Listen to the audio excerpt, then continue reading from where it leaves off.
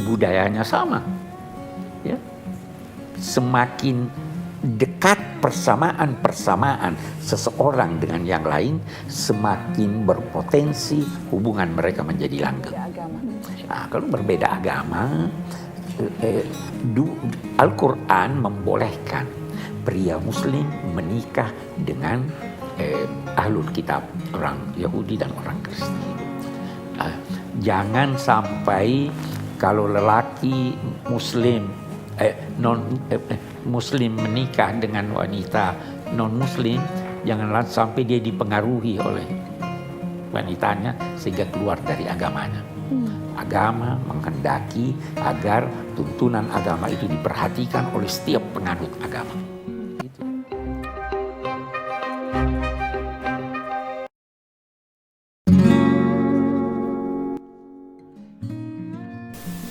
Quraisy Shihab bolehkan nikah beda agama. Begini syarat dan penjelasannya. Melansir dari Hops.id, nikah beda agama masih menjadi perdebatan sengit di masyarakat. Sebab masalah tersebut diyakini sangat kompleks.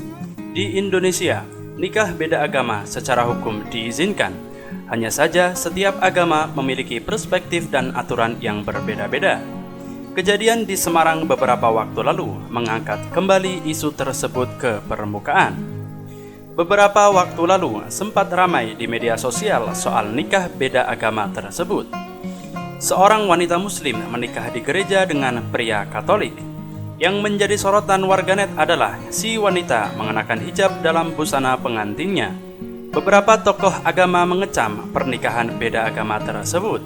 Sedangkan ada juga pihak yang memandangnya sebagai hal yang wajar. Profesor Dr. Muhammad Quraisy Shihab sebenarnya pernah memberikan penjelasan tentang pernikahan beda agama. Hal tersebut diungkapkan lewat kanal YouTube Najwa Shihab yang mengungkap tema pernikahan dalam Islam, nikah beda agama. Karena alasannya, agama Yahudi dan agama Kristen tidak mengakui Nabi Muhammad sebagai nabi. Boleh jadi diakuinya pembohong, bukan nabi. Sebaliknya, Islam mengakui Nabi Isa sebagai nabi. Islam membenarkan seorang muslim lelaki mengantar istrinya ke gereja. Tapi kalau ini tidak demikian.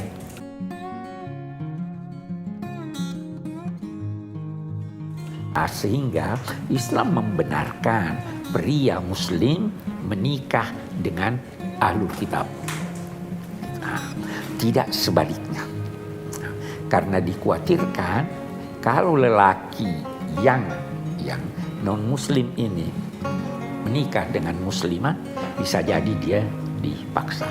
Tetapi ulama-ulama sekarang termasuk Buya Hamka dalam tafsirnya itu ada berkata begini, sekarang mestinya dilarang deh semuanya, biarlah yang muslim kawin dengan muslimah yang ini, supaya apa? Semakin dekat budaya dan nilai-nilai, semakin berpotensi besar untuk hidup.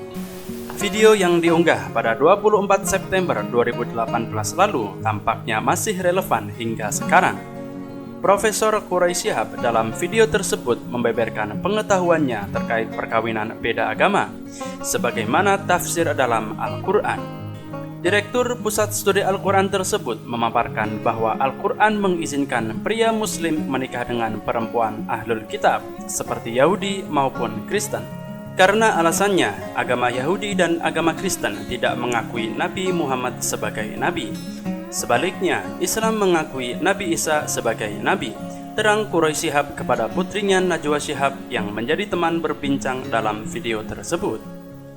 Islam membenarkan seorang muslim laki-laki mengantar istrinya ke gereja, sehingga Islam membenarkan pria muslim menikah dengan ahlul kitab. Tidak sebaliknya, karena dikhawatirkan kalau lelaki non-muslim menikah dengan muslimah, bisa jadi dia dipaksa. Tambahnya sebagaimana dikutip Hops.id dari YouTube Najwa Shihab. Mantan Menteri Agama Republik Indonesia tersebut kemudian menjelaskan bahwa saat ini kebanyakan ulama menyarankan agar pernikahan beda agama dilarang. Dirinya menyebut Buya Hamka pernah membuat tafsir terkait larangan tersebut. Tetapi ulama-ulama sekarang, termasuk Buya Hamka dalam tafsirnya ada berkata begini, sekarang mestinya dilarang deh semuanya. Biarlah yang muslim kawin dengan muslimah, supaya semakin dekat budaya dan nilai-nilai, semakin besar potensi untuk hidup. Ungkap ayah Najwa Shihab tersebut menerangkan. Profesor Quraish Shihab menuturkan, jangan sampai lelaki muslim yang menikah dengan wanita non-muslim dipengaruhi wanitanya untuk keluar dari agamanya.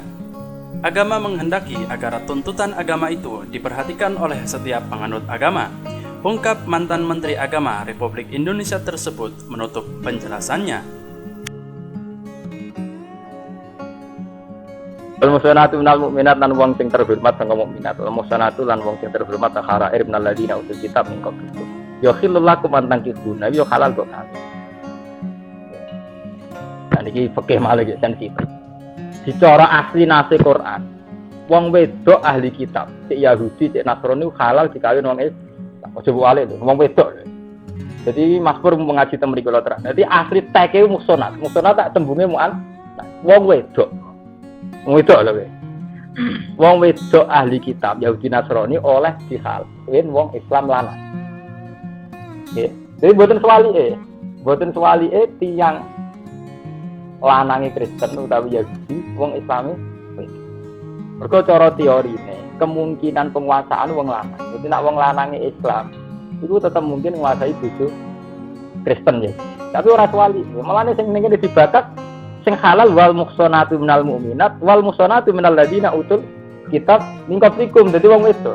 Mulane sampeyan ngaji fikih nganti mati lah ora ana takbir saling silang total iku beneran.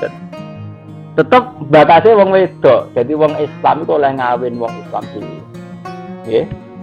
Jadi wal muhsanatu minal mu'minat. Nggih, wong Islam oleh kawin wong wedok Islam lan oleh kawin wong wedok ahli kitab. Tapi boten terus ini bukti agama toleransi boten saged sampeyan natijano dia kesimpulan berlebihan terus mau terus liar gitu kesimpulan yang liar. Lintas agama. Kalau gitu lintas agama enggak apa-apa. Jadi ruhen itu ora gelem Kristen oleh, asal gelem lho wong Kristen lho. Oleh tapi masalahnya gelem ta ora nek oleh. Terus niku asli teke Quran. Terus adus wau menyangkut asu, kados masalah asu. Terus ana masalah ijtihadiyah. Imam Syafi'i ketak darani maksude ahli kitab sing khalisa. Ngono kaya rukin tau ngaji ya musuh. Ahli kitab sing khalisa. Lah khalisa opo? Iki pun man. Khalisa ahli kitab sing tercampur. Sing imane jejeg. Apa sih? Limane jejeg iki Islam iki kan ngoten iki. Kalau apa barane ahli kitab. Lah jare tokoh-tokoh sing modern wis pokoke Kristen ngrayu gelem. Lan kate Yasir Arafat pas nikah iki bojone terus apa? Nggih kata anak tokoh-tokoh gitu. Takok ngono kaya mungkin ora mungkin. Tapi itu teks. Jadi ini menunjukkan Quran itu yang paling anti itu sama ateis, sama orang yang tidak berdosa. Karena dalam banyak hal Quran itu mau ngaku Yahudi Nasrani. Dalam banyak hal artinya tidak semua tentu. Seperti Nabi mau dilawan. Quran bolak-balik mengatakan laqad kafara alladziina qalu innallaha wal masiih ibnu Maryam. Akidahnya jelas dilawan, Trinitas jelas dilawan. Tapi dalam banyak hal Quran itu ngakui keberadaan Nabi kita. Karena tetap dianggap lebih baik. Orang bertuhan tetap dianggap lebih beretika, bermoral ketimbang orang tidak bertuhan. Sampai jadi presiden, mimpin orang bertuhan tetap lebih mudah. Karena kalaupun undang-undang negara itu belum optimal, kalaupun hukum-hukum negara belum optimal, kepolisian negara belum bisa mengawasi, tentara belum bisa mengendalikan, orang beragama tetap takut bikin kerusuhan, bikin apa. Karena mereka sebelum ada negara sudah takut Tuhan. Ini betul.